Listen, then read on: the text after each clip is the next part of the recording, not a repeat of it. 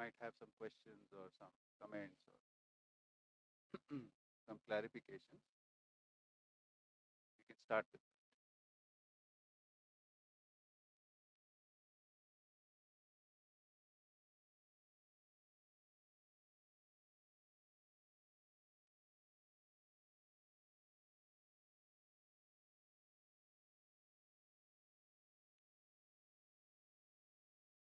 Now the content which I started and what we've been talking from the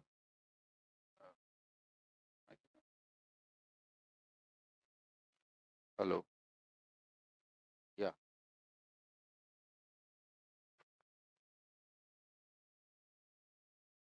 So what we started talking, we started discussing and your viewpoints on various issues, and from there we went on to the content.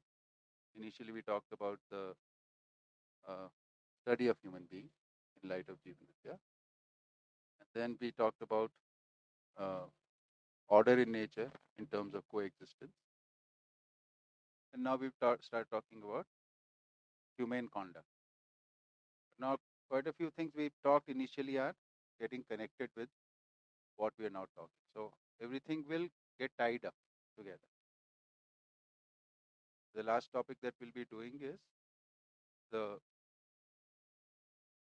social organization in light of this, where everything completely tied up. But in the meantime, if you have any questions, any clarification, any comments on whatever you've been listening to, whatever you've thought about,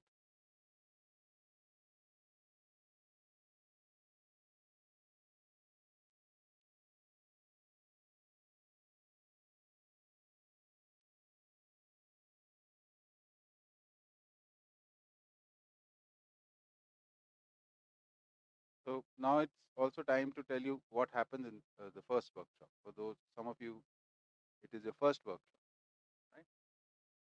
In the first workshop, uh, when you listen with your interests, right? Whatever area of interest you have, those things connect with you or you listen to that. But rest of the parts just flow through you and it doesn't register really. But by the end of the workshop, you'll come to one conclusion, which is this content is useful for me or it is not for me. Either of the places you'll be able to stand. So if you suppose you conclude that it is not for you, good, then you have to continue your search, look for something else, maybe for the answers for the questions you have.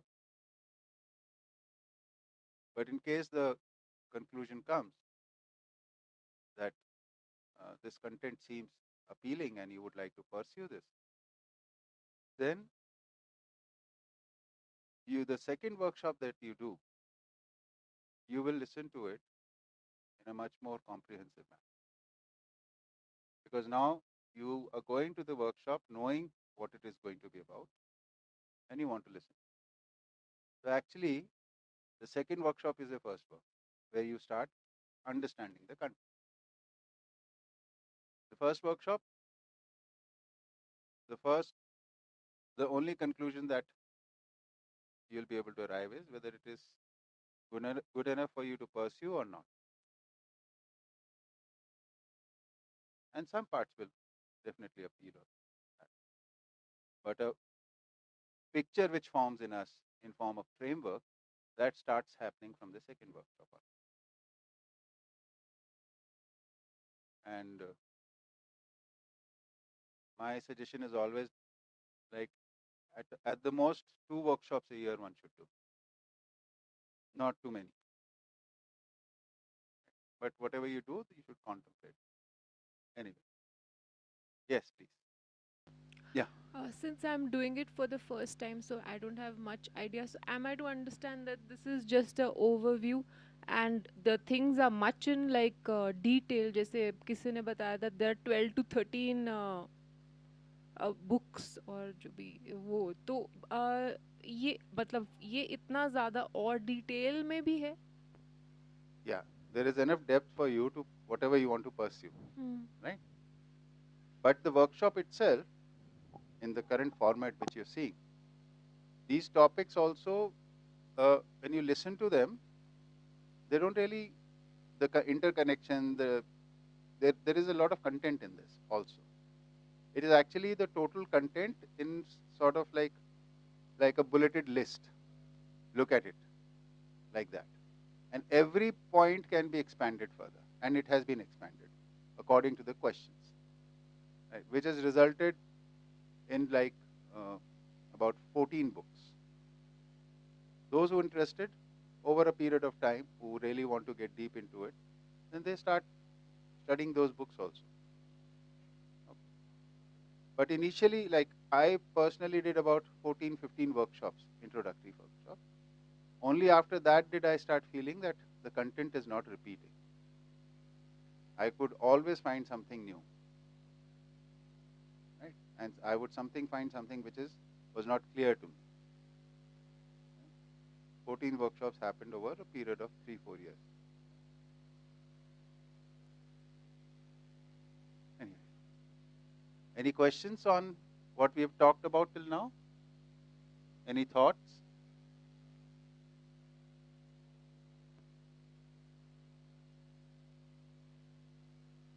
Yeah, I believe that when we listen, then things do go into our memory. And then we do think about them.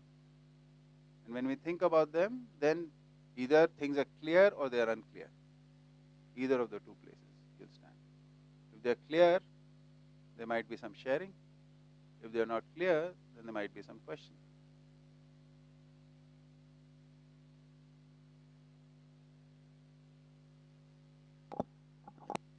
Yeah, you go ahead. You have the mic.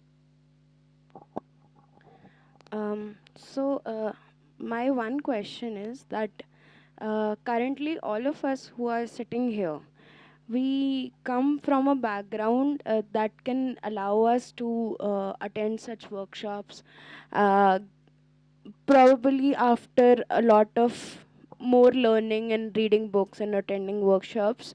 We can put it in our life, probably follow it as much as our own personality, our own life allows it. But my view, this one thought is that, is it because of the fact that we are very privileged, we come from a family or a background that is that I mean, if I am missing 2 to 3 days of salary, it won't bother me or my family in any way. So is it a theory only for the people who come from the privileged background, or how can we reach it, make it available for people from all the spheres, all the backgrounds, economic backgrounds, different people from different communities? Okay. So these such workshops have been going on since 89, right? And over a period of time, we have had workshops with the tribals of Bastar. We have in some of the remote villages of Madhya Pradesh, Maharashtra, Central India mostly, okay, where Hindi is spoken, and even in several prisons, we have went in ahead and had the workshops. So it depends on if, like for like prisons and other places where there are people coming from, most of the prisoners are from a very poor background, right? So if the jail authorities agree, we do it. Even in the tribal areas, when we did the workshops, the main issue is that uh, in today's world, the way we are living, education itself is a privilege, right? Not everybody has access to education, right? Which this is the state right now. So if you want to take education, and education is interpreted uh, in a lopsided manner just to be the means of earning. You'll get your job or you'll start working. So it is education is a means for earning. That's how we are interpreting education. And this, what we're talking about, here there is no talk about earning, right? Whatever content you've heard, it is for knowledge. So purpose of education is twofold, primarily for knowledge and also for earning, right? So that is what technical education is supposed to be.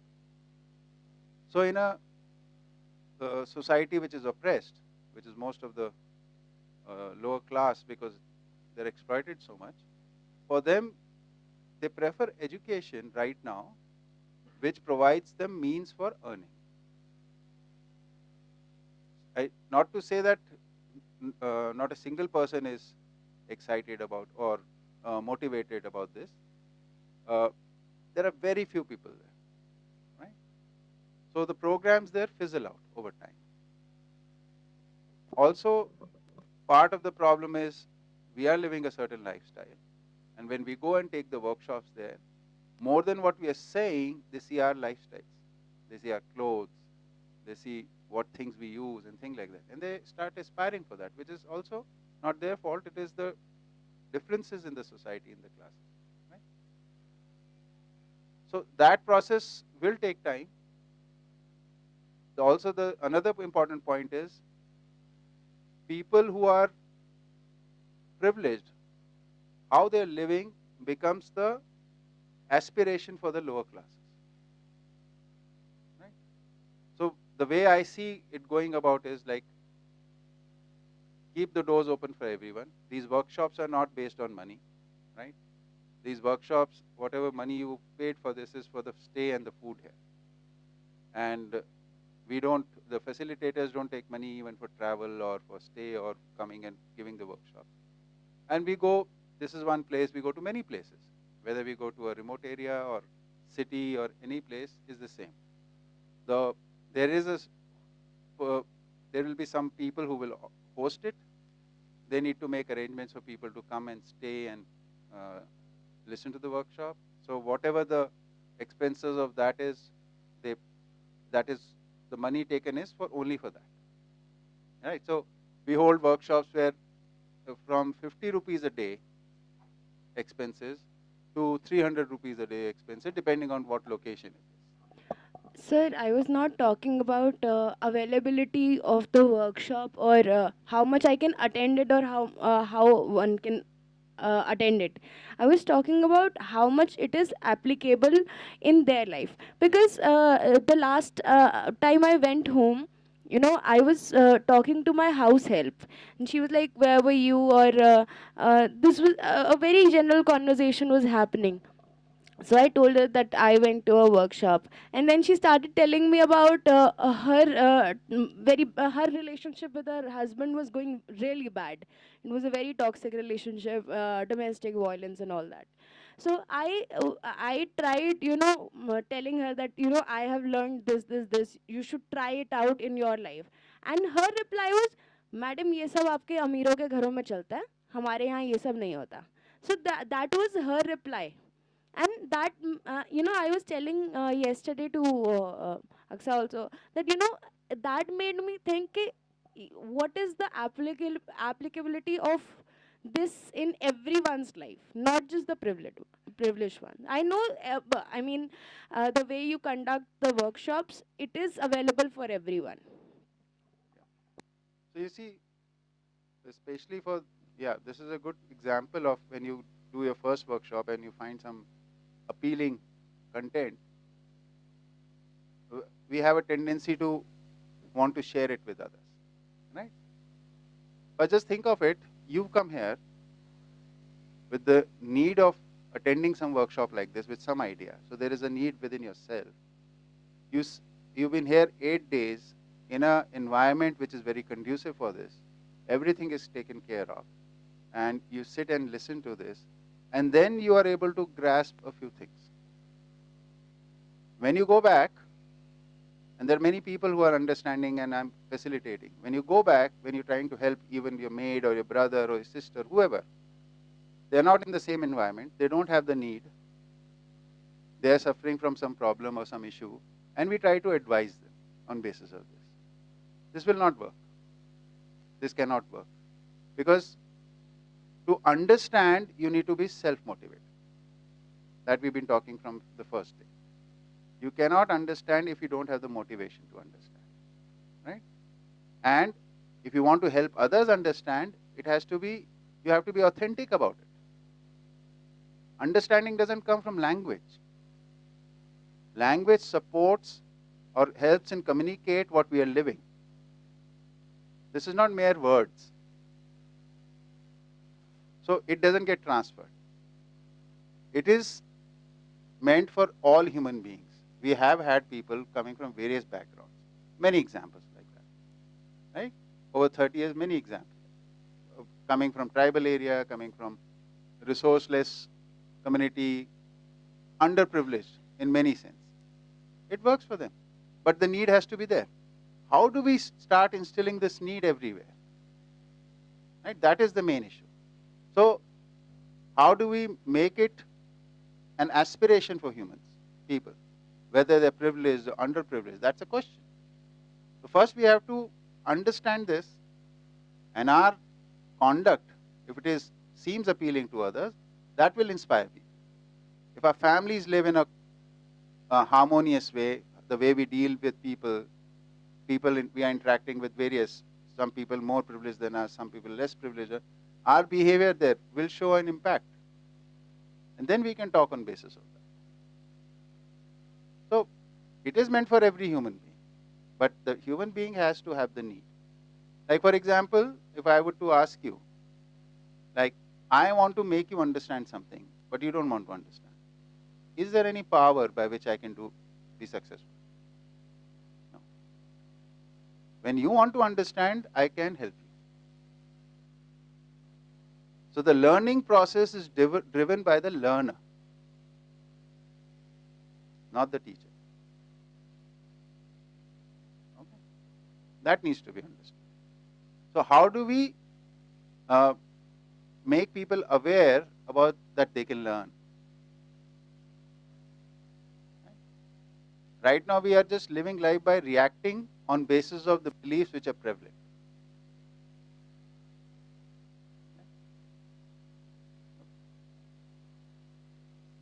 Yeah, Aksa, you wanted to say something?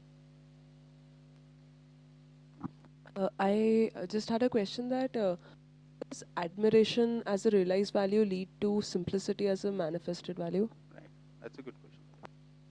So, since our topic is on values today, and you asked about admiration, let's start with admiration, right?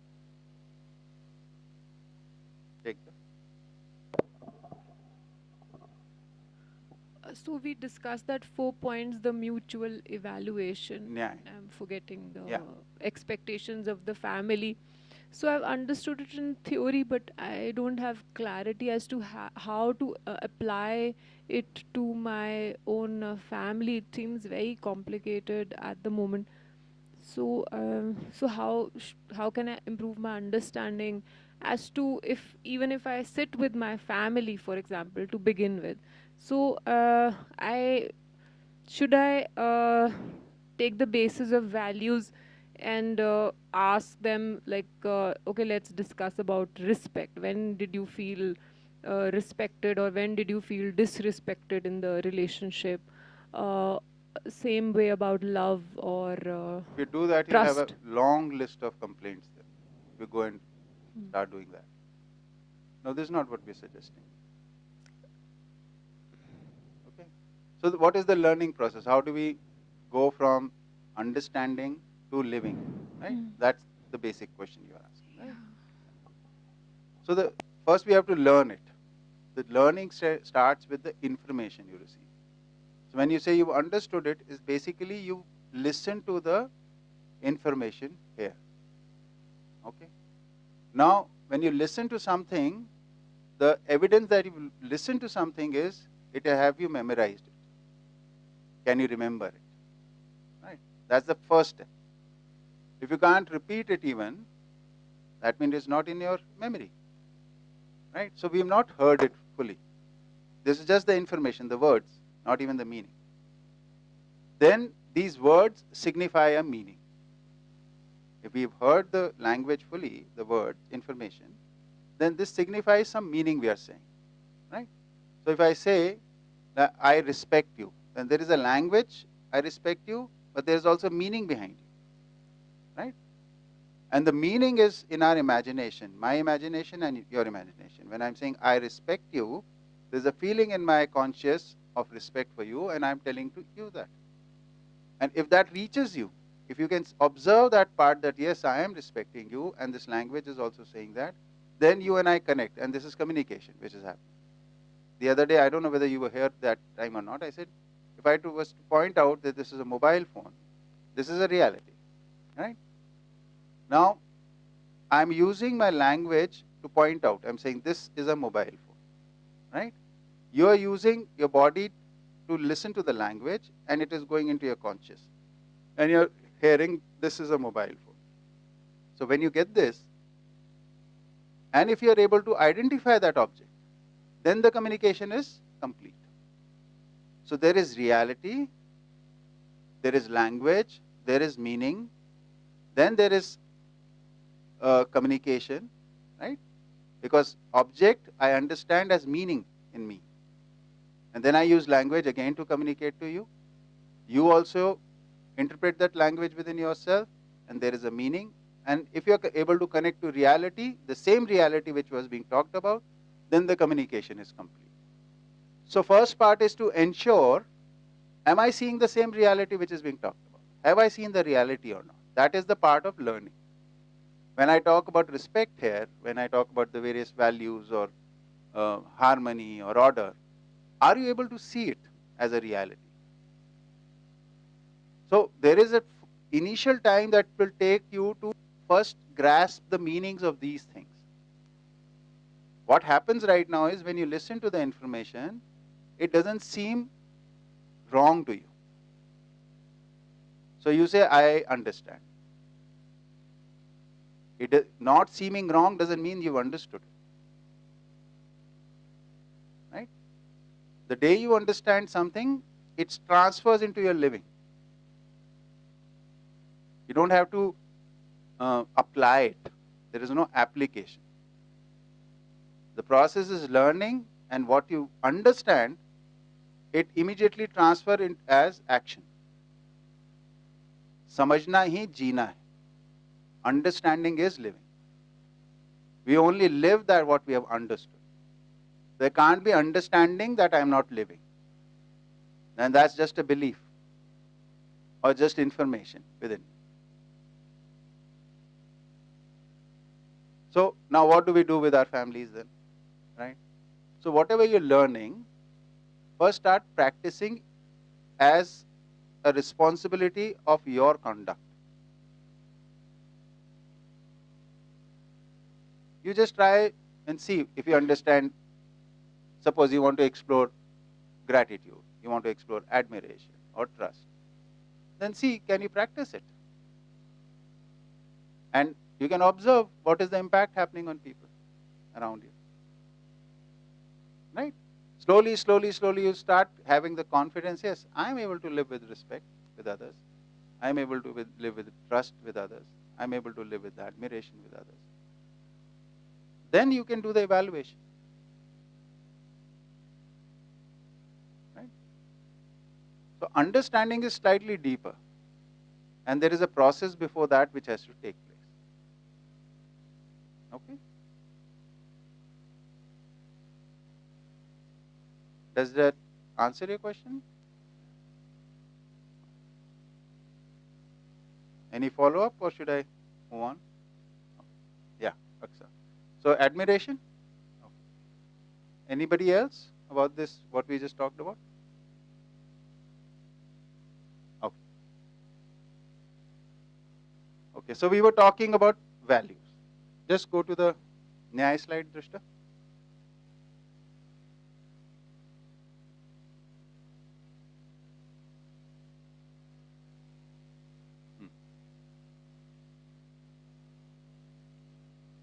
So in this, we are talking about these value in some certain context. So I just want to bring back that context for you.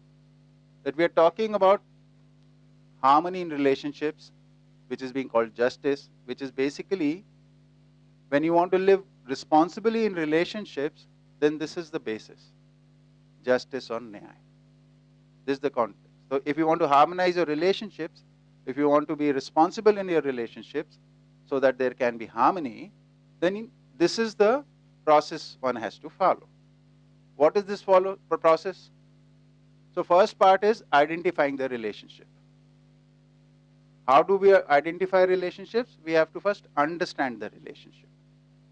Right? For understanding the relationship, we gave you a simple mechanism which says identifying the purpose, activities, responsibilities, and the expectations inherent in that relationship. Right? So once you have a grasp of that, what happened? Yeah. Once you have a grasp of that, then you have some idea of what this dynamics of this relationship would be. And what is your role and what is your responsibility in this. To fulfill that responsibility, you interact based on values. You start attempting to be responsible on basis of the values. So you start living, try and live on basis of trust towards the other, respect towards the other, admiration towards the other, affection towards the other. Right? This is what is meant by value-based interaction. And once you get a grasp of this, because this is a practice of living, it won't happen in one go. It's not that I'm feeling respectful and I'm trying to live with you and now tell me, did you feel respected? No, this won't work like this. It's a long term. We live together, maybe in a year or so he'll say, no, this person is respectful towards me. Right? This is not an event-based thing. Right? And this evaluation, if it is happening, it will happen over time, again and again and again and again, we are doing. What is this evaluation? We are sitting and openly talking. And we are talking honestly. And this talking is not based on complaints towards each other. It is based on working out things. This is not working for me. Let's try something else. That's the approach in this. Right? And then, look, we tried this and we have been successful. You've been doing this, now this is successful. So it's basically a basis for a proper communication, this mutual evaluation. If you look at our relations, we look at our relationships today, the biggest gap is communication. We are not communicating, we are not talking. If something doesn't feel right, we feel hurt inside, but we bottle it up. Or when we express it violently. We hardly know any non-violent ways of expression when we are hurt. Right? So, this is why we were talking about that normal state and agitated state. Right? So, when we are doing evaluation, we are communicating with each other. First, we need to calm down, talk about things. First, make sure that your part of the interaction, are you being responsible for it or not? Then only can you talk about the other's part. Right? So that part has to be ensured first.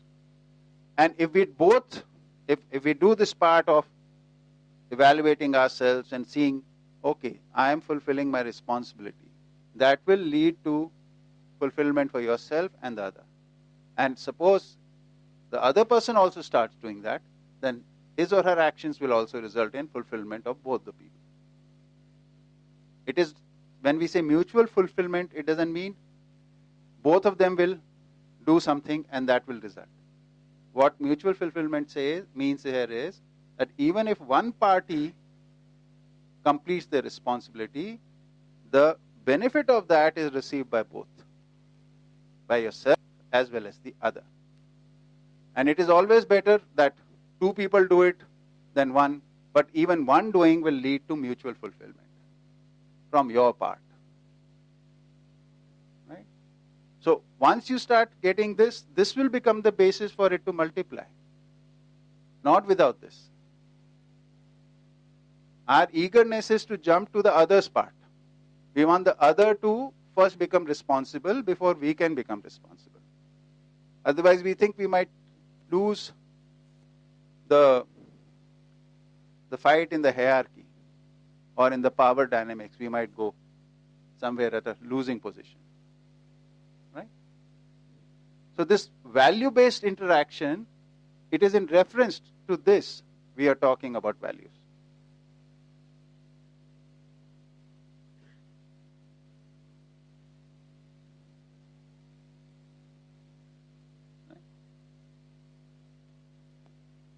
So these are the behavior values.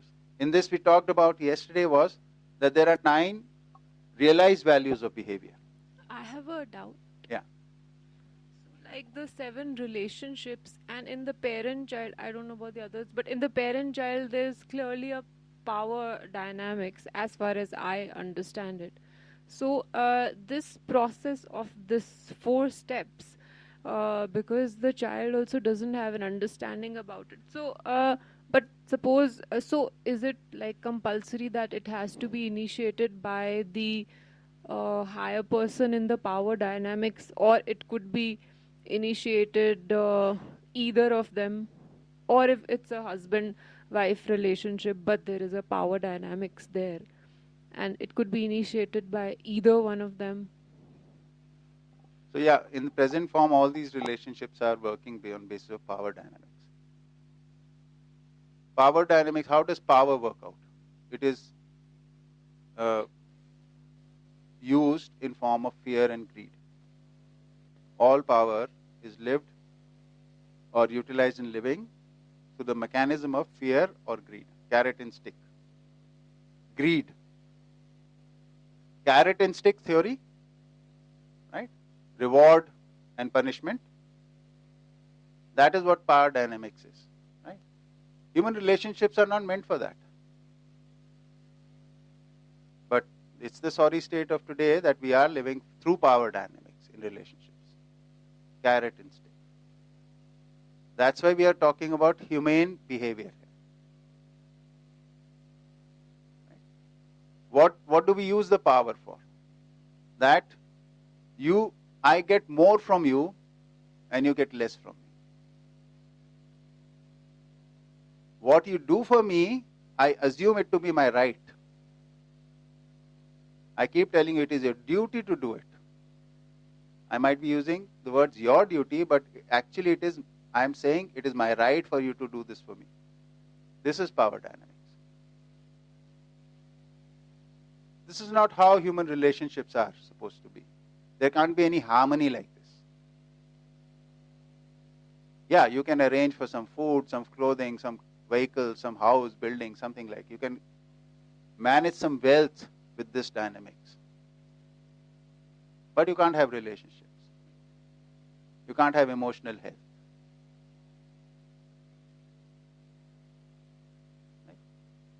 Every one of us knows that we want respect. So if you're not respected, and what is respect? If we don't understand that, we can never feel respected. So when we don't know what respect is, we try to use power dynamics. Like somebody is submissive in front of us, we think that person is respecting us. Which is not true. We all know that. Right? So parent-child relationship doesn't have any power dynamics. What does parent-child relationship mean? Like a parent, when they have the child in there with them, first time, newborn, in their arms, they're not looking at it as I have to scare him to do right things, or I have to give him some temptations to do the right things or something like that. You just have love for that person, no? And you want to care for that person.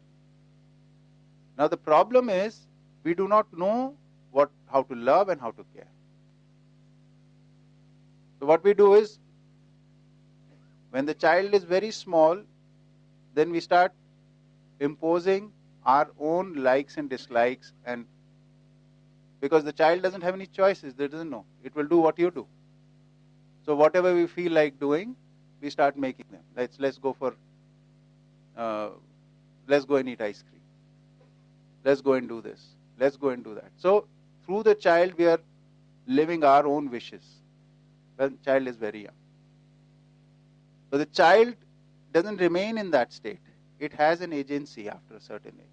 When it starts using its agency, now it doesn't obey us. Now what do we do? So that's when the prevalent mechanism is use power dynamics. You'll get punishment if you don't listen to me. Or if you listen to me, I'll give you a reward. But that only works again for few years, because till the time the child is dependent on you, when they have the choice, they can always break away from that.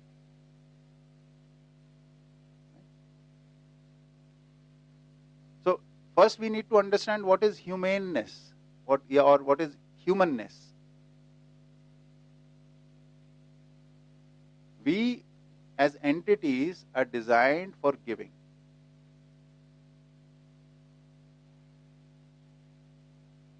We are not designed for taking. Like for example, when you're calm and when you're parenting, then you want to do as much possible for your child. And it doesn't have any condition that I'm doing this because the child will do this for me. Human relationships are about unconditional giving. But for that you need a certain awareness. It can't be done with the current level of awareness, because we are very insecure inside. So first we have to address this insecurity. First of all, we have to have self-confidence. Self-confidence comes by knowing yourself as what you are in existence. That is the root for self-confidence. So when you are self-confident, then you can give. Then you are not dependent on others to take, because you find yourself capable that what I need physically is very little. And I have much more abilities to procure through my own sincere efforts without exploiting anybody. I can procure much more. So whatever I get, I distribute, I give it to others. But right now, that is not happening. So we have to start working on two levels. First is building our self-confidence by understanding what we are. What is my true nature? That is what we study here. When we will talk about this, resoluteness, courage, generosity, kindness, benevolence, and compassion, we'll see this is the human nature. These are the human qualities. Right? We can probably go into this part. Disha, we have that table translated, the Panchkoti wala? Okay. So we'll do that later. Okay. So there are many ways in which humans live on this planet, can live in this planet. Presently we are living like what we call animal consciousness, where we think of ourselves as body, and where we think to survive we have to snatch. Right? And within that domain we have made some protocols. How to exploit others, there are protocols by which. So if you go by those protocols, you are considered a decent person. Those break those protocols are not considered decent people. But those very protocols are exploitative in nature.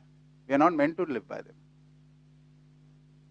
Like for example, every child is born without any property, any wealth. How does any person have any right over any wealth? What gives that right?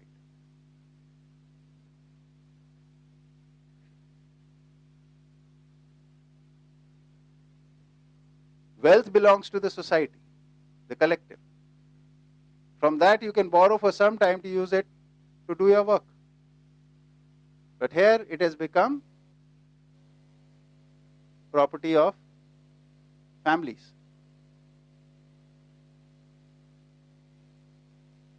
And all the wealth has been accumulated through exploitation. There is no other way when you can accumulate wealth. In the ratios that we have accumulated. Right? If suppose you were in a natural way accumulating, you want to keep some food for yourself, say grains, you won't be able to sustain storing more than say 100 kgs, 200 kgs of grain. If you wanted to accumulate clothes, maybe 5 pairs, 10 pairs, 15 pairs, maximum you can accumulate. If you look at objects of utility. But when the wealth is converted into symbolic currency and that represents wealth, that can be accumulated till infinite numbers. So our systems, present systems, are totally based on exploitation. What we are talking about here is a higher awareness, higher level of consciousness. Our social systems right now function through animal consciousness, what we are calling animal consciousness here. Right? Which is where the mechanism of living is based in exploitation. By cheating, by cruelty, things like that. Right? There is no generosity right now. I mean, as a nature of people. One, two events or incidents is a different thing. But it's not there as our nature. So there is generosity or courage or kindness. These are human natures which require certain awareness. So coming back to your parenting thing. So parenting can only be done by these three. If you are stable in this, then you can be a parent.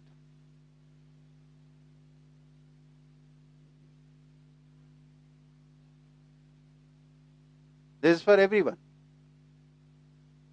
In human nature, parenting, this is the qualification to be parents.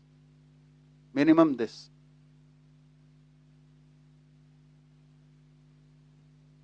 Right? Yeah.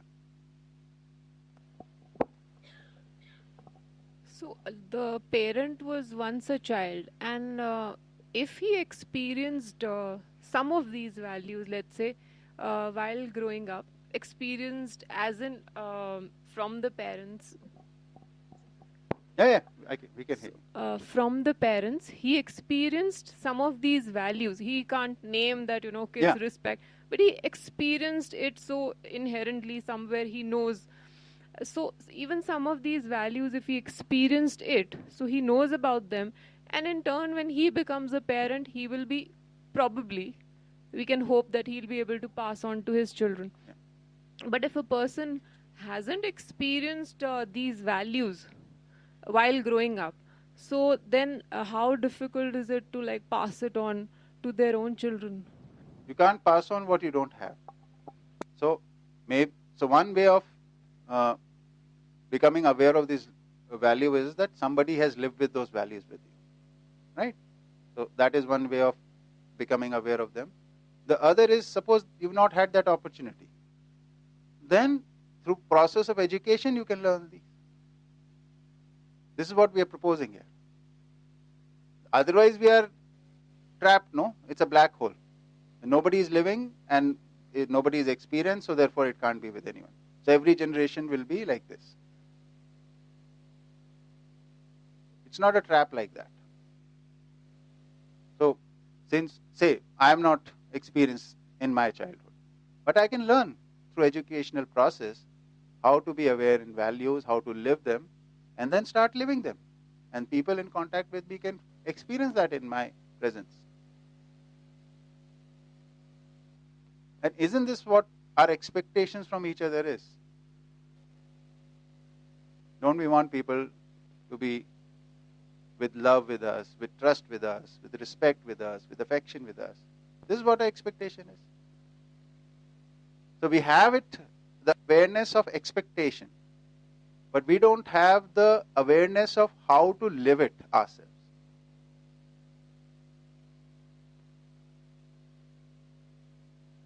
So from birth, a child has the need or demands, please, that I need justice.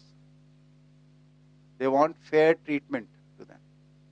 So they have expectation that people will be respectful, lovable, right, with them. But they don't have the ability to do it themselves. So this is one of the objectives of their education. That this expectation that we have from others, we are also able to deliver the same to the other. So I want respect from you, I should be able to live respectfully with you. So when we go through the education, then we must be able to learn how to live respectfully with others, how to live trustfully with others. But this is not part of the education right now. This is missing. Second thing, from birth, every human child wants to do the right thing, but doesn't know the difference between right and wrong. So one is trying to attempt to do the right thing, but since doesn't know the difference between right and wrong, makes mistakes. So the objective of education becomes teach them the difference between right and wrong. For right and wrong, you need to know the direction. To have a direction, you need to have a goal. That's why we talked about the human goal here. That there is a universal goal. What is the universal goal? Continuity of natural systems and continuity of the human system. So if you have the goal, anything which is in alignment with that is right, otherwise it is wrong. This a child can be taught. And the third thing from birth which child has is the tendency to speak the truth. But what is lacking is it doesn't know what the truth is. So whatever it assumes to be the truth, it speaks. For example, a small toddler is going and sees an electricity point, wants to put his finger in out of curiosity. And his or her elder brother, sister comes and slaps him on the hand to avoid putting that finger in that. So this younger child complains to the mother that the brother has hit me, right? Or the brother has hurt me. Now he's telling the truth, but he doesn't understand the truth that he has been saved from very big damage. So the truth is an entirety. We have to understand the whole coexistence and how from fundamental level to the subtle level to the gross level, how it functions. That is the truth. In reference to that, you'll be able to see things clearly. Otherwise, we will be making some assumptions which will not be complete and will always be part of the illusion that we think life is.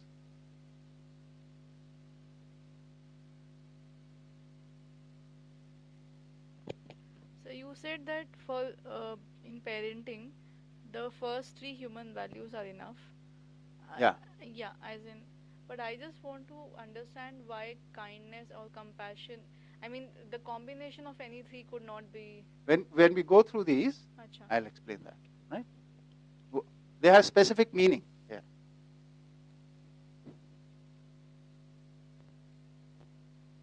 Okay. So shall we come back to the topic of values? Yeah.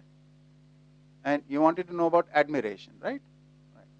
So as I said, in this column, for every point, there is something to understand. And your question is, if you have admiration, then how is simplicity connected to it? Right? So let's understand right now how simplicity is absent. Right?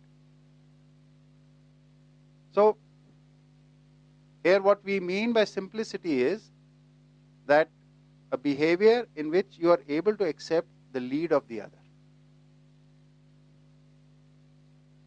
Right now what happens is, if we see somebody ahead of us, mostly if we might get jealous or we might feel other negative feelings and we are not able to follow their lead.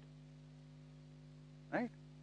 Secondly, because there is power dynamics, because of the power centered in me, I will not take the lead of a person who is below me in hierarchy. Right? Good example of this is, whoever earns the maximum amount of the money makes all the decisions for the family. Whether what the education should be, what the food should be, how the family is supposed to, what sort of lifestyle they should live, what health treatments they should get. So in a power dynamic, active family, those decisions will be taken by the authority. Right? So this complicates things in living. What is simple living? Whoever knows about nutrition should be making decisions about food in the family. Whoever knows about health, better amongst, say, we are 6 of us living. So whoever knows better about health should be making decisions about that. Whoever knows better about education should be making decisions about that. Right? But we don't see this. It's a power game. Right? So in patriarchal societies, mostly the head figure male is making most of the decisions about everything. So what does it do? Because every person wants to make some decisions which others accept. This is human nature. And if that person knows more in that area, then it is the right thing to do. But it doesn't happen because of the power structure, because of all the complications. So this is complicated. So what is admiration? So before admiration, we must understand respect. Okay? Respect is an important thing, because respect is also of your abilities, right? Of your personality, of your talents, of your abilities, everything combined. So for respect, what is respect? We say it is the feeling is basically seeing the person as he or she is. Not over-evaluating them, not under-evaluating them, and not wrong-evaluating them. Not seeing them as something else. Over-evaluation is also disrespect. Under-evaluation is also disrespect. And wrong-evaluation is also disrespect. Like, how do you want to be treated? Yes, please come. Come. It will take a long time.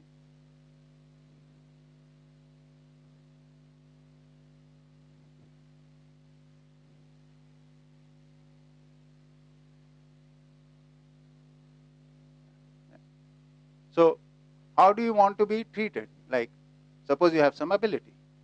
Like, suppose you can do some work. So if you do that work, you need to be acknowledged that you do that work. You have the ability to do this.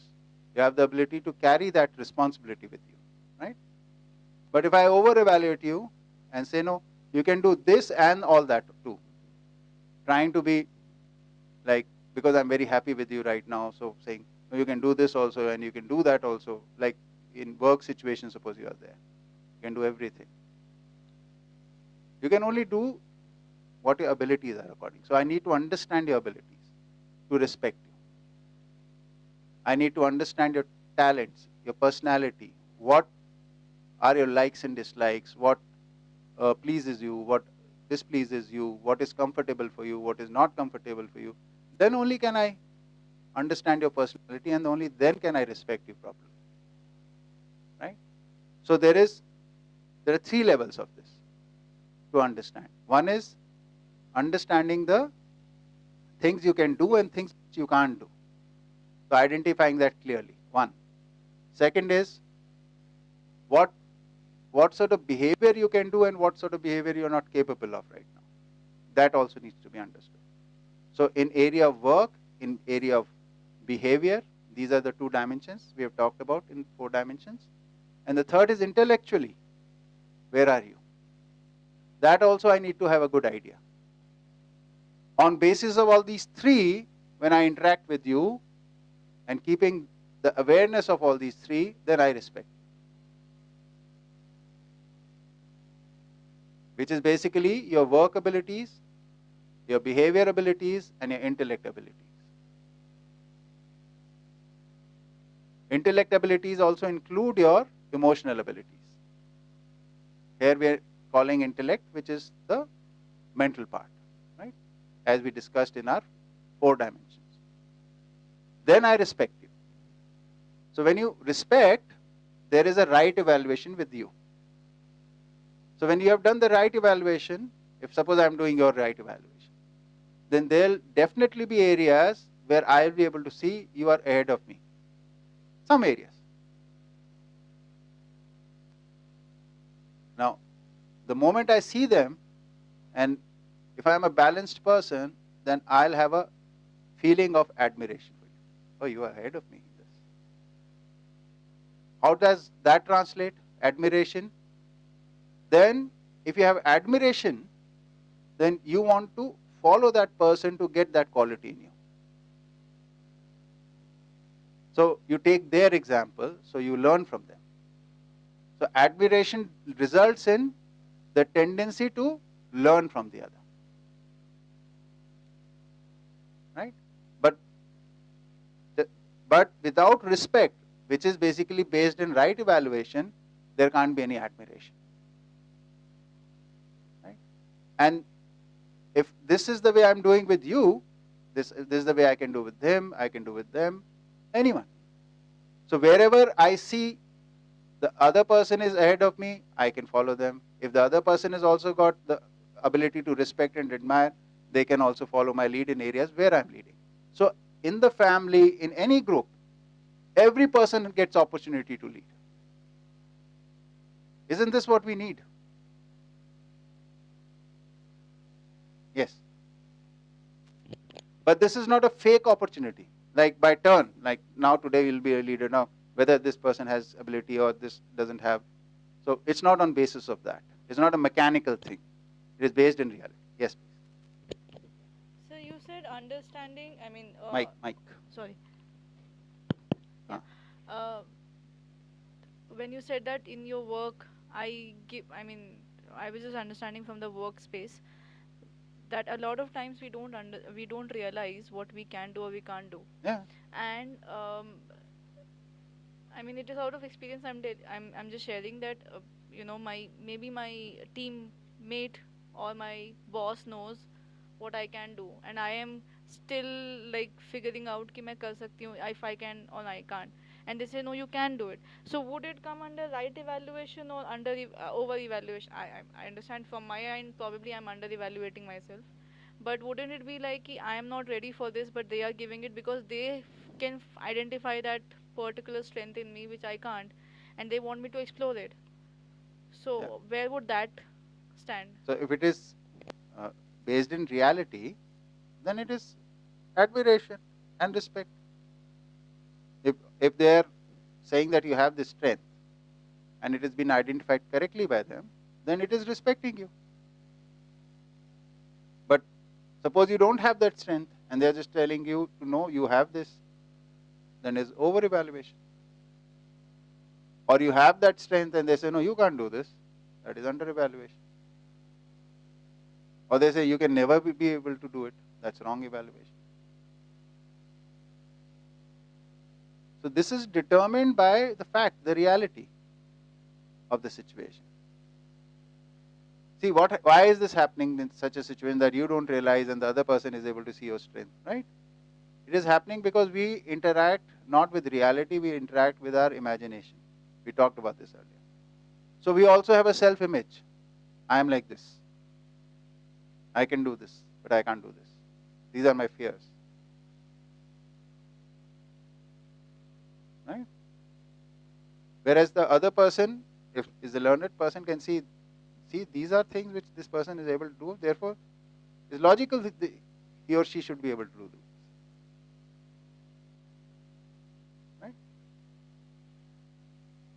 So, the level of awareness we have about ourselves, the same level of awareness we'll have about others. So, how do we start seeing things? Start becoming aware of yourself. Then you start seeing the same quality in others.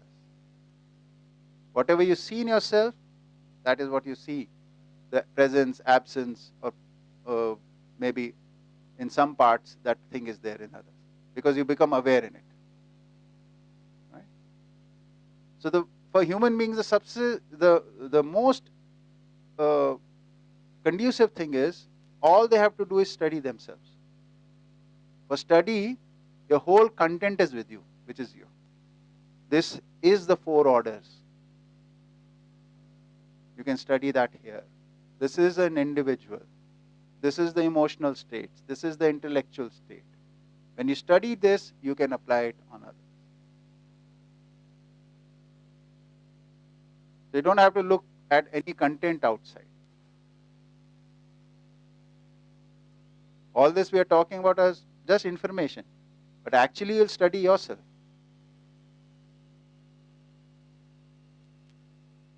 So Aksa, admiration, get a connection with simplicity. I have understood it. Just if you can tell me the Hindi meaning, the Hindi word for simplicity. Saralta.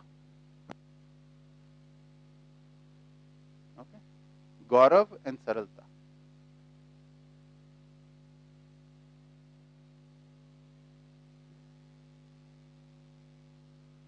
Okay. What else should we talk about? We talked about respect. So, what is the point to understand and respect? The point to understand and respect is that everybody has certain abilities. Nobody is without any ability. Identifying those abilities at the level of work, at the level of behavior, and at the level of intellect correctly is respecting them.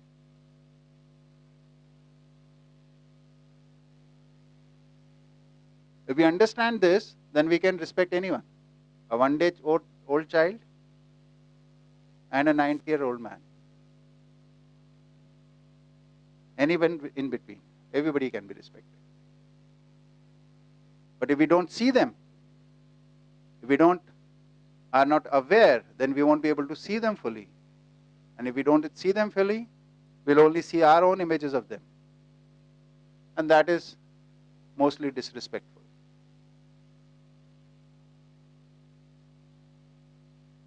So everybody has abilities, and it is a way of becoming aware of those.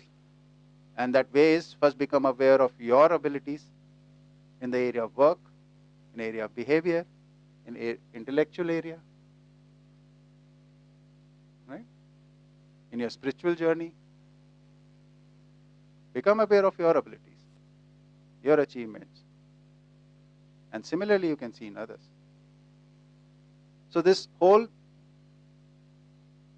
Jivan Vidya is about seeing yourself along with, and on basis of that, seeing the world. This is the mechanism.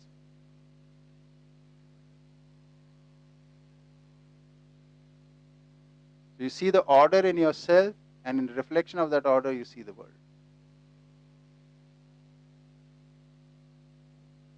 Okay?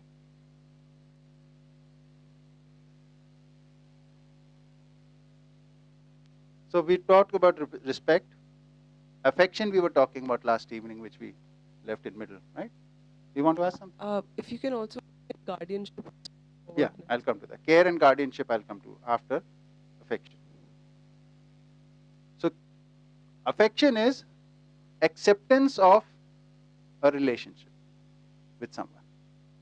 Like you're my daughter, you're my friend, you're my brother, sister. Acceptance of this fact. All right?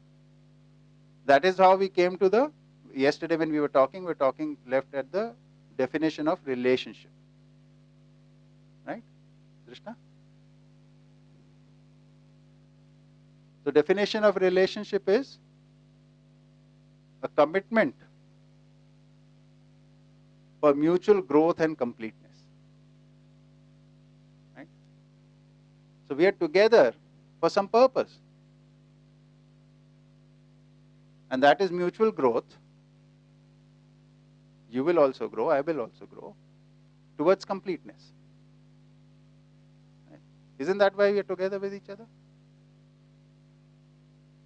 We're not together to exploit each other, take advantages of each other.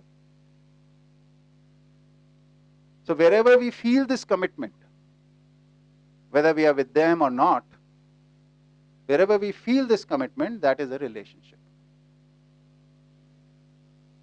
Right? And this commitment can't be a short duration thing. It can't be like, I'm committed to you today, but not tomorrow. Right? And whatever the ups and downs, the commitment never wavers. Right? So before you commit, think about it well. Right? Some relationships, we assume them to be relationships because we are born into them. But even with those, we have to realize the commitment. And we have to see that. We have to be aware of it. There is no relationship without awareness. And without the awareness of the fact, what is my commitment to this relationship? If you are committed to the relationship, then you will feel a sense of responsibility. And when you feel the sense of responsibility, then there is a chance that you'll fulfill that responsibility. Otherwise, you won't. So right now what we look at relationships, we look at them as other person's responsibilities are my rights. So other person's duties are my rights. That is how we look at relationships right now. This is exploitative. Why is this exploitative? Because for this to be true, I'm imposing my sense of duties on you, for you, expecting you to do that. So which is, I am interfering with your power of willful action. Responsibilities the sense of responsibility comes from within. Joyfully, I want to do this. This will make me happy.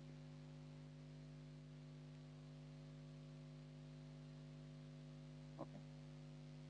So, relationship is a commitment for growth and completeness. So we need to understand what is growth in sense of human being. Growth is, go back to the values, becoming more and more aware about these. This is growth.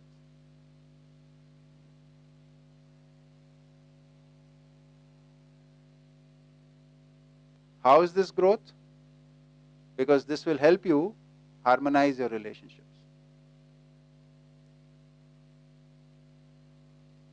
So if you, from day to day, as you move forward, your relationships become more harmonized, more stable. Isn't that growth?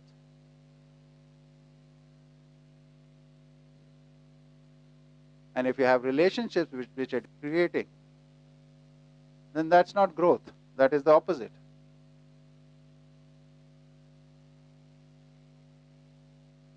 So for sense of growth in human beings, you need awareness in this.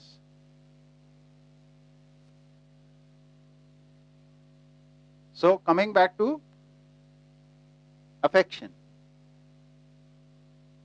So when you knowingly, with full awareness, accept somebody in a relationship, which means now you start having a commitment towards them for growth and mutual growth and completeness, then you're filled with an emotion towards them.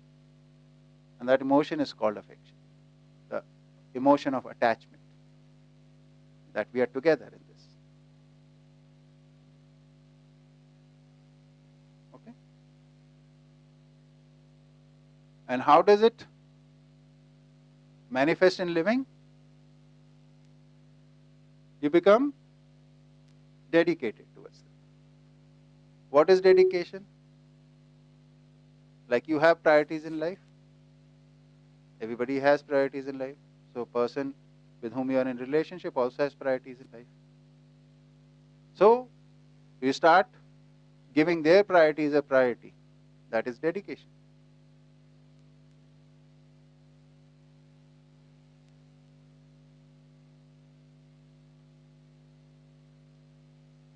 Does that make sense?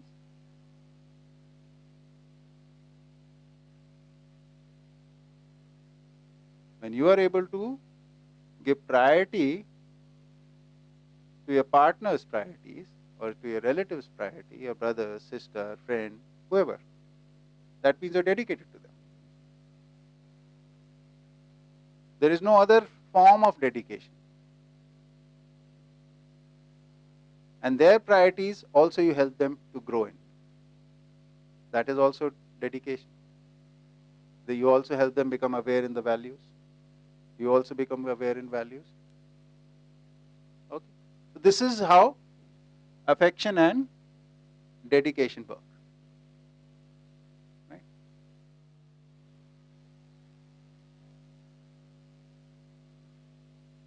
So respect and amicability. What do you understand by that right now? No idea. Friendliness. So it is basically the ability to get along harmoniously with somebody.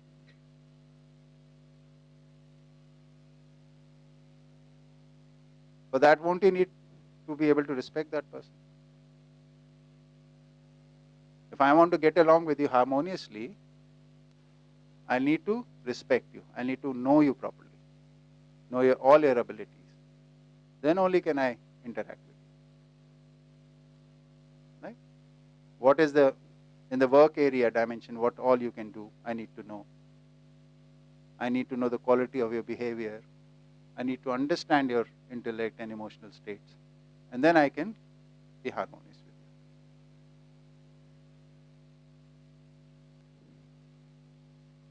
So it is manifest, respect is manifested in this form, by being amicable.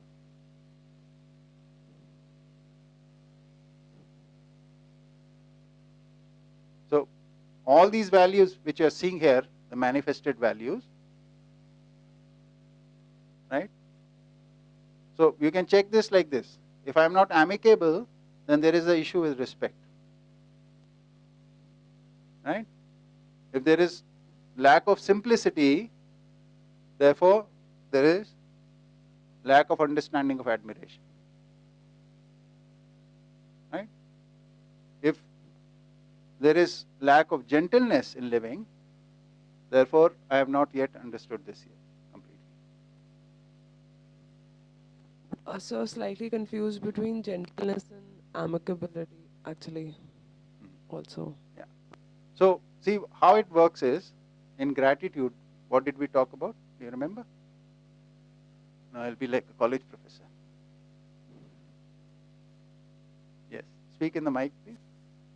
I remember gratitude was the realization that whoever is contributing to my growth, having an understanding of that. Yeah. So acceptance of the contributions received. Right? So now this gentleness, like for example, we are living together and there are some ups and downs which keep on happening. Especially in these times, if you have gratitude, so your manner of communication, manner of responding will become gentle. Which doesn't mean you'll falsify anything, if even you have to point out a mistake or something. With the feeling of gratitude when you do it, you become gentle.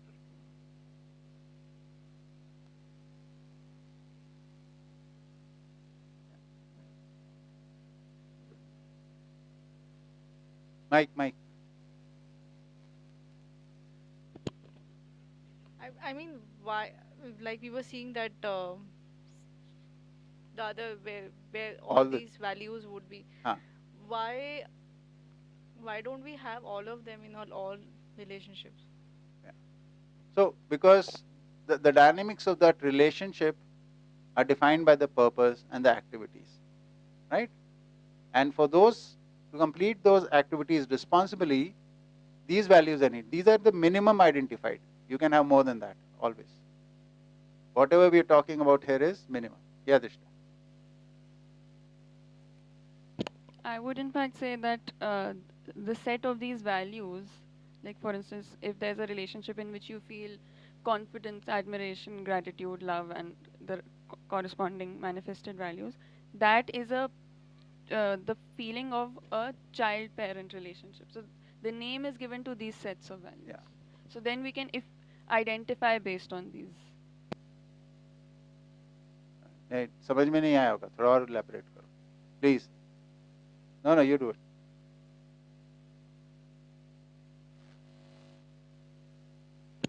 So right now we feel like we have right now we have names for various kinds of relationships, but we don't really but they're basically mostly biologically determined or situationally determined. But over here, how I understand it is that there are certain values that humans require. I mean, there are these sets of values that we require to kind of feel with certain people. I mean, not particular people, but at least some people. We need to have these kinds of values exchanged with, these sets of values. So, say the first one is confidence, admiration, gratitude, and love, and the corresponding ones. So we want to feel this set. It's a set together, and this set together is called a child-parent relationship. The set of love, care, concern, and the corresponding values that set together is called the parent-child relationship. So we have an intrinsic need for these sets, and the name given to these sets is the names of those relationships. And so we must, so in order to be fair, we must see, with our relative, what is it, which set of values are we actually feeling, and based on that, we can give the appropriate names. She's saying the relationships are identified after us learning this through the values. And from the perspective of child, these are the values. From the perspective of parent in the same relationship, those are the values. Right? Similarly, from the perspective of teacher, these are the values. Perspective of student, these are the values. Right? If you want to be a teacher, you'll have to live these values. If you want to be a student, you'll have to live these values. Yeah. The more important thing to know or remember is when we talked about values. What are values? Values are certain kind of emotions. Yes, please. Mike, you were saying something or just raising hand like that? Okay. Yeah. So, values are definite emotions. We talked about this, right? Values are definite emotions. What definiteness is there? They all are emotions of responsibility. Yes, please. Pass the mic to Gangu.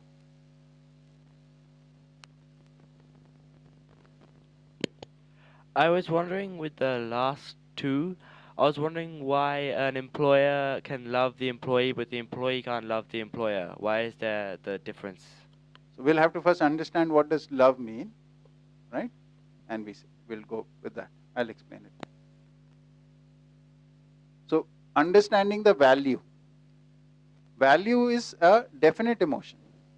It's an emotion. We have many kinds of emotion, positive emotion, negative emotion. But values are a definite emotions which are rooted in a sense of responsibility. And that sense of responsibility comes from a specific understanding, specific awareness. So these are the higher emotions, if one could say so, values, which come through understanding and awareness. And they give you a sense of responsibility once you become aware in them. And this is what fulfills relationships. Relationships cannot be fulfilled in absence of these. We might call each other husband, wife, parent, child. We might do some activity in it, whatever activity. But if these values are absent, these relationships will be unfulfilled.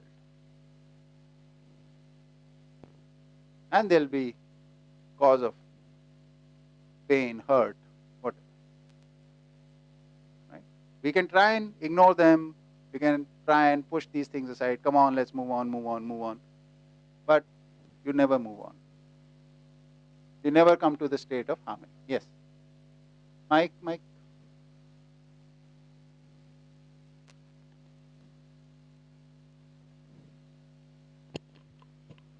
Just wondering why respect and amicability are not present in all relationship. Like how a teacher, why a teacher shouldn't respect the student, and when it is sort of evaluation and right evaluation, why is that absent there? Yeah.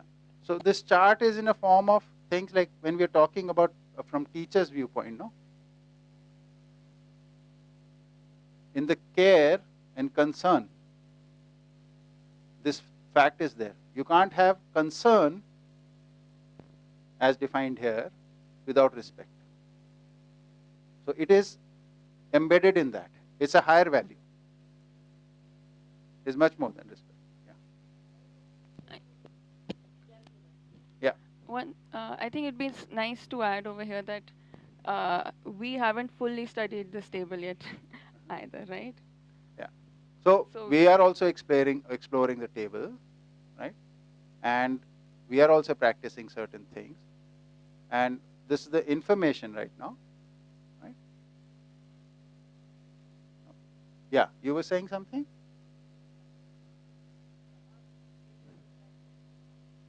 Okay. Right. Right. See, when you think of concern and authenticity, right?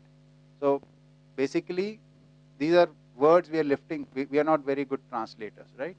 When people who know the English language very well and they understand this content, they'll probably be able to do a better job. But right now, we have picked up the word concern, for example. So this is trying to point towards the value that I want to see this person to grow into a learned and responsible person. Right? So I am going to support them for this. I am going to facilitate their learning. There will be guidance in it. Right? So when you are going to live it out, so when you want to support somebody's learning, then you have to be authentic.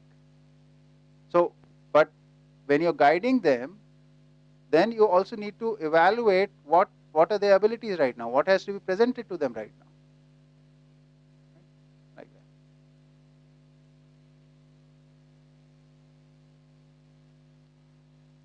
Can we go back to the values table?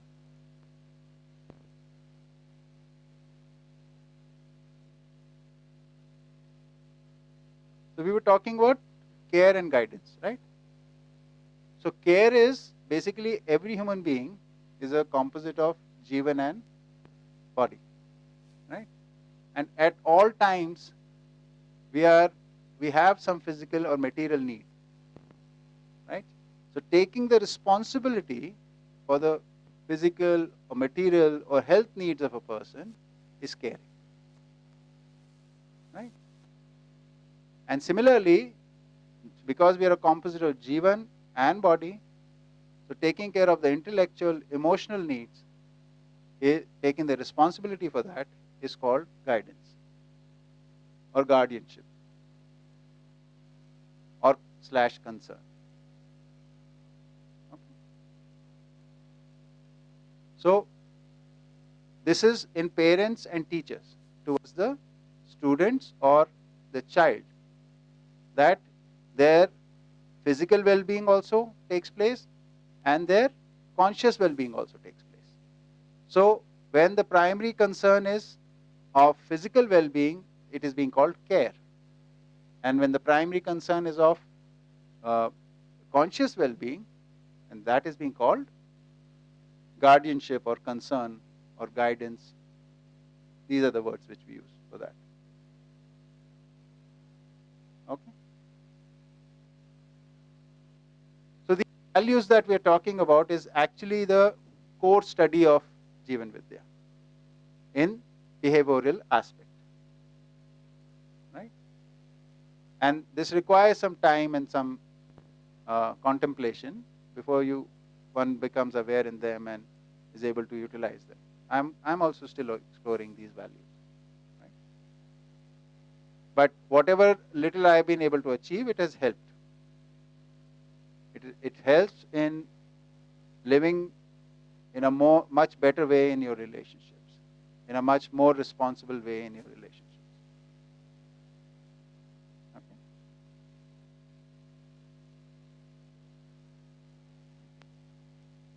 Use the mic, please.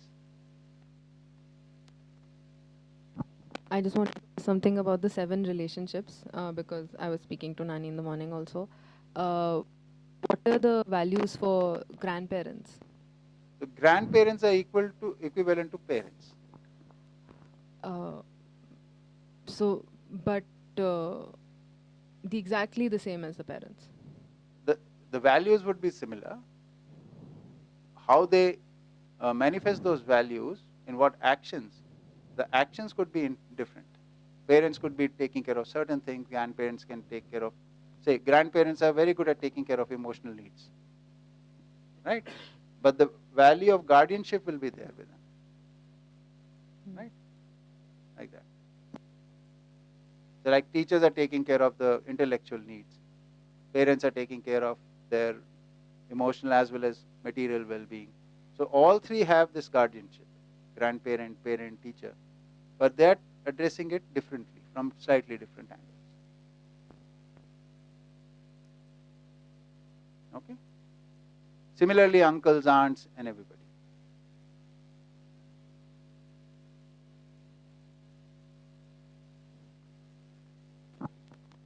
Is there some aspect of and I don't know what word to use for it here, but raising that parents have that say grandparents do not have, or other way around?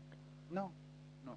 See, this what we're saying is the 7 relationships are, these are the minimum set of relationships you need to live in a harmonious family or society, community. You need these minimum 7.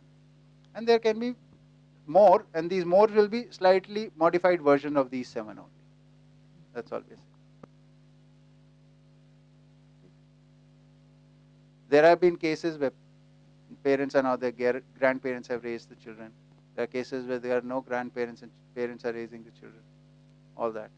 In all these possibilities, there is possibility of raising them well if the person taking the prime responsibility is aware, is doing it with authenticity.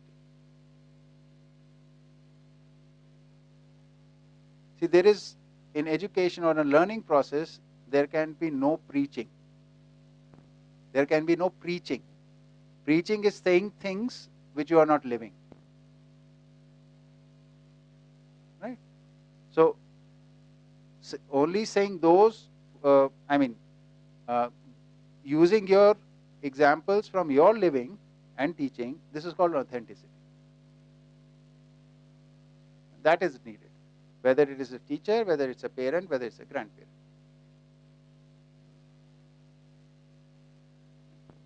Because very soon the child is able to see the gap.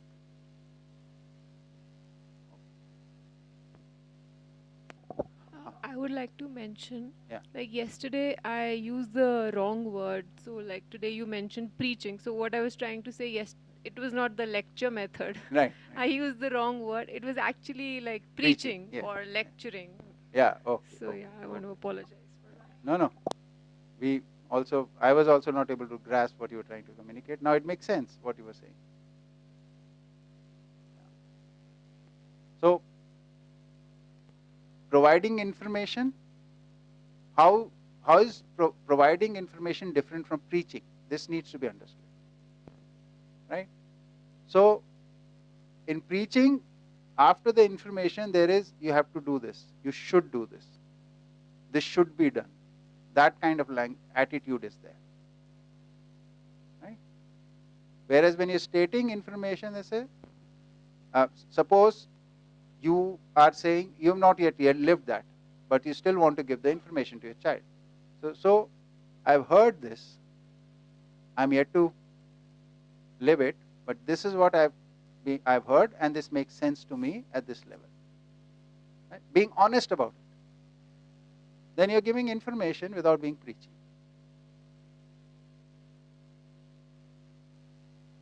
The focus is always, you're always self-aware when you're sharing. Looking at your status first and then sharing. Preaching, you forget your status. Anybody, if you open the TV, there are so many channels which are preaching all the time. There is no self-aware of what you're doing, of how you're living. But how much time do we have? 25 minutes. Okay. So I want to talk a little bit about these human values and also about those production values. Right? So when we are working, suppose we are, yeah. You want to do the human values first? Okay. Okay. So human values, yeah. Dana? Mike?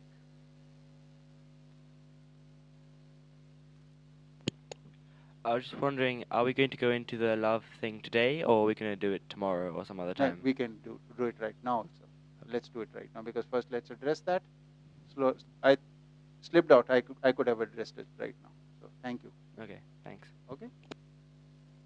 So love and oneness. What does that mean? Right? In fact, I can very well connect it to what we were talking at the lunchtime together. Right? We were sitting and you mentioned, or maybe dinner time, last dinner time we were talking. And can you repeat what you said at that time? So that everybody about, yeah. The fact when you see other and you seeing yourself, and if you complete the journey, what change comes into your seeing? Yeah, that part. So I was just saying that if you have the 4.5 values that you are born with instincts, and they're already you're already using them in your daily lives, but when the 5.5 values you haven't discovered yet, and when you discover them, you realize that actually every human being has these 5.5 values that they can use, and therefore every human being is equal because they can all be as happy or as unhappy as the next person, and therefore we should I'm not should actually, but I kind of pity criminals because they haven't seen the 5.5 values and they don't actually have a chance to be happy in their lives. So we are lucky enough to have the happiness in our life, and it's unfortunate for them that they don't have the happiness in their lives. So it's not about hating criminals. I feel I pity them because they haven't seen it. Pity, or once you come there, you also can have the sense of empowerment. Maybe I can help them. Yeah. Right? I just didn't know what word to use. Right. So if you look at this change in attitude, where one is you want to keep a distance or avoid them, right? And the other is like from this place you're seeing that they are just like me. I got the opportunity to do this journey. I was fortunate enough and I've done this journey. And if they get the opportunity and if they are able to do this journey, they'll also arrive. So they are just like me. This whole feeling that they are like me, they are one with me, this is what love is about. Seeing them as in your own reflection. So when you start seeing yourself as a human being and your human journey, and everybody is a human being with a human journey, the feeling which you have towards the other is called love. The feeling of attachment, right? The feeling of bonding. And how is it manifested? Then whoever is whatever stage, how can you facilitate them to move forward? That is oneness. So that everybody arrives at the same place. So how can you be complementary to everyone at any time? So whether a person is a child or a person with bad habits or good habits, how can I be complete with them? How can I help them complete themselves? How can I help them in their growth? That is the only thing. What can I give in this situation? That attitude is love and oneness. Okay? So it's very different. So it comes when we are talking about why can't a student be like that, for example, because he's still doing the journey, right? And this employer-employee is also, we need to, I don't know, we'll have to look at that, why it's not there. I'll look into it first, and then I'll respond to that part later. Right? Because you're right, it could be both ways. They both have learned it. Right? So the qualification for this is you need to have activated your rest of 5.5 activities. And we use the word activity for them. You're using value. So you can 4.5 activities in Jeevan, and the rest 5.5 for the knowledge, right? Activities. That's the word. Very nice. Okay. So let's go to the human values or the human qualities. These are the qualities which define humanness. This is the way of living. Right? When our identity becomes one with this, then we are human. This is that 99% commonness that we will have with each other and 1% uniqueness. Right? So what is resoluteness? Resoluteness is always about becoming aware in your goal and having commitment for that. So goal, for example, can be what we called about human goal or the universal goal, continuity of everything. And so your commitment for the universal goal. So every action you are going to do will be that in mind. So this, I will not waver from this goal. I will not move away from this goal. This is resoluteness. So I'll wait for the opportunity when I can take this small step towards the goal. And I'm interacting with somebody, I'll have the patience to wait for the right opportunity, take the right action, right? Because it's not at every moment that you can take things forward. So sometimes there are ups and downs. You wait for the right moment and then take it forward. So if you've committed or you have accepted this universal goal, then every situation you're examining, how much I can move towards that. This is resoluteness, right? And in a human behavior, for example, this universal goal becomes, like in relationships, it will translate as, how can I be just in this relationship? What is the opportunity to be just in this relationship? So, patiently working for it, right? This is what resoluteness is about. So, commitment for the universal goal, commitment for the humanness, that is what we are talking about here. So this can be imposed on yourself, like you can say, just keep it like without understanding right now. Like you can keep a target, like I will go there. And one is with understanding and realization.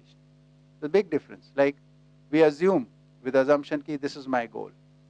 And the other is when we understand it, understand the goal, and then there is no moving off that track. Because sometimes, I'm missing a word here. Sankalp ke liye kya hai? Resolve, yeah. So sometimes we do have what we call a resolve, which is not rooted in understanding. Right? That can at times go towards what you call zid, stubbornness. Yes, thank you. Stubbornness. So you can be stubborn at times with your goals also. But that is not resoluteness. Resoluteness or resolve is through understanding. You will be able to yourself see how it is connected with you, and you will be able to explain it to others why you are going there. Whereas in stubbornness, you can't do that. In the end, you just say, I do this because I like it. My way. Right? That is stubbornness. What is resolve?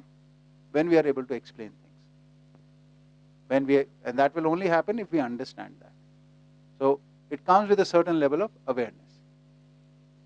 Okay? So this is resoluteness. What is courage?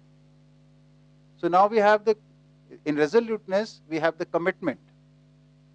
We have the resolve that we are going to live by the goal. And we start living, start doing some things. Now when we see situations in front of us where, say, injustice is taking place, or where things are not harmonious, now you need courage to address these situations. In your own life, you can regulate things through resoluteness. But in helping others, you need courage. So at times you'll have to make people understand. And we are talking in domain of family itself. So you are trying to fulfill your responsibility, but you see two people there who are facing issues because they are not yet responsible or there is some issue with them. So having the courage to sit down with them and helping them resolve this, calm them down, do this thing. This needs courage. So helping others live in justful relationships. This is what courage is. Helping others align with the universal goal. This is courage. Right? If people are going off track, away from the goal, then sitting down with them, talking with them. Right? But this won't happen. This addresses the issue which we were talking about earlier. What about the other? Right? That question kept on cropping several times. I will do it, but they are living in a bubble and that, all those things. Now, when you have the nature of resoluteness, that becomes a platform for you to practice courage. You can't have courage without that. That would be foolhardiness. When you, without understanding, when you attempt to address situations. Right? So you need courage. Courage comes from understanding and awareness and resoluteness. It's on that basis. So all these are built on top of each other. From resoluteness comes from understanding and awareness. Right? From full spiritual awareness. You start with this. And then you have this and this. And then you have this and this. This fully qualifies you to live harmoniously in your family. All the three combined. Okay? Any questions about resoluteness and courage?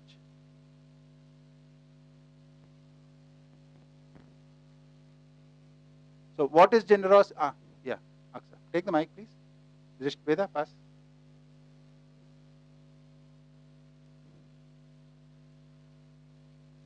We've used generosity as a human value and also as a manifested value. Can you share the Hindi words for them respectively? Udarta. Both are udarta. What is the difference? So what is generosity? Generosity is committing all your resources for the universal goal. What are your resources? So your mental self, your physical self, and your wealth. These three. You commit for universal goal. For this. And along with care, that is in parenting, for the physical well-being, also you are committing all your resources. So it's the same thing. But there it is limited to parent and child. Here it is with everyone. So you want to be able to, you commit your resources in all your relationships. There it is just limited to the parent-child relationship for the time being. No. So you start practicing. Yes. Just to put it in different words, all the human values basically become part of your nature, are your nature, and that which means that this is how you are with all humans. Whereas this is the behavioral values are specific to relationships. Okay. Yeah. Ask the mic.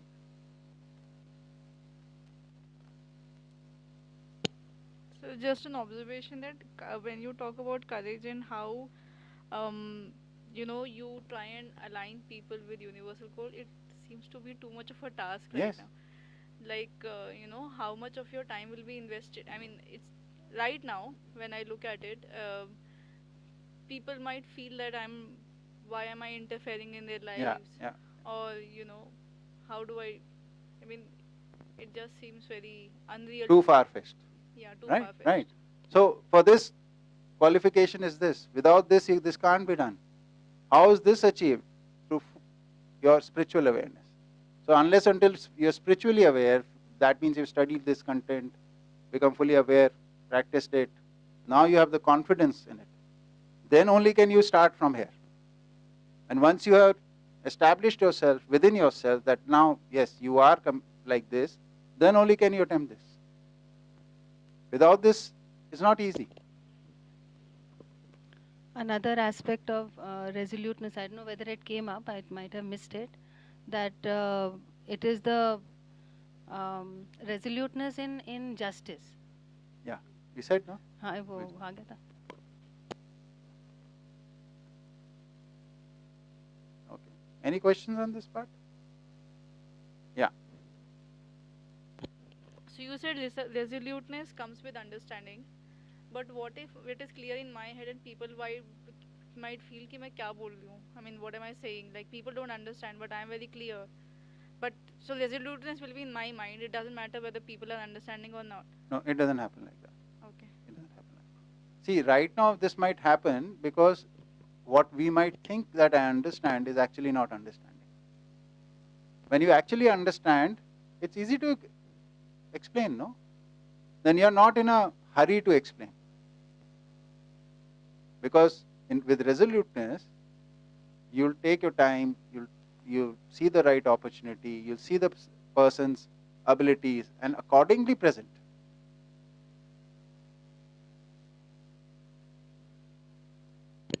And before that, if you aren't completely sure, then you will just be authentic that I have,